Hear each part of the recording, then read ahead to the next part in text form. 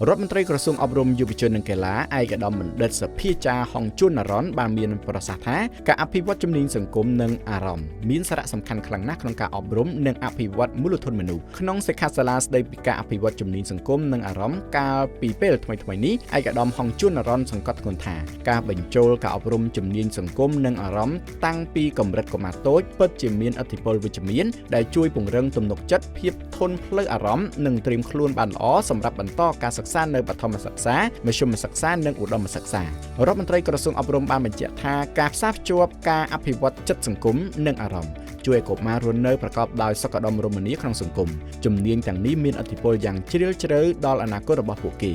បើតាមឯកឧត្តមបណ្ឌិតសភាចាហុងជួននរ៉នបានលើកឡើងថាការបញ្ចូលខ្លឹមសារនិងសកម្មភាពពាក់ព័ន្ធទៅនឹងក្នុងកម្មវិធីបណ្ដុះបណ្ដាលគ្រូនិងកម្មវិធីសិក្សានៅគ្រប់កម្រិតគឺជាការចាំបាច់បំផុតដោយមិនគ្រាន់តែជាមេរៀនបន្ថែមនោះទេតែជាមូលដ្ឋានគ្រឹះសម្រាប់ប្រព័ន្ធអប់រំទាំងមូលនិងជាឧត្តមប្រយោជន៍សម្រាប់កុមារកម្ពុជាជាមួយគ្នានេះអុកញ៉ាពេជ្របូឡែនអគ្គនាយកក្រុមហ៊ុន Westline Education Group បានមានប្រសាសន៍ដែរថាក្នុងនាមជាអ្នកអប់រំចាំបាច់ត្រូវផ្ដល់អ្វីដែលល្អបំផុតនិងមានប្រយោជន៍សម្រាប់កុមារនិងយុវជនសម័យថ្មីក្នុងការអភិវឌ្ឍខ្លួនជាបន្តបន្ទាប់ទាំងការសិក្សានិងអាជីពការងារក្នុងនោះផ្ដោតលើសុខភាពអារម្មណ៍ផ្លូវចិត្តអុកញ៉ាពេជ្របូឡែនជឿជាក់ថាគ្រប់ស្ថាប័នអប់រំទាំងអស់ទាំងកម្រិតមត្តេយ្យសិក្សាបឋមសិក្សាមធ្យមសិក្សានិងឧត្តមសិក្សានឹងរកគន្លឹះជួយពង្រឹងភាពមាំទាំល្អដោយផ្ដោតលើសុខភាពអារម្មណ៍របស់កុមារនិងយុវជន